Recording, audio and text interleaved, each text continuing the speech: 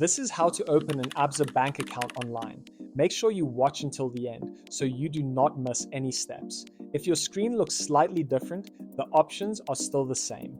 Just follow along and look for the same wording. First, go to the official Absa website on your browser. Once the page loads, make sure you are on the personal section at the top of the screen. If not, tap or click personal to switch to it. Scroll down and click on the bank option. A new page will open. From here, click on bank accounts. You will now see a list of available Absa bank accounts. Most people choose a Transact account for everyday banking. Select the account you want to open, then tap Open Now. You will be asked to enter your South African ID number and your cell phone number. After entering your details, agree to the terms and conditions and continue.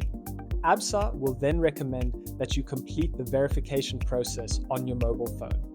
Follow the on-screen instructions to finish verification on your phone and complete the application. And that's it. That's how you open an Absa bank account online. If this helped you, remember to like and subscribe for more easy step-by-step guides.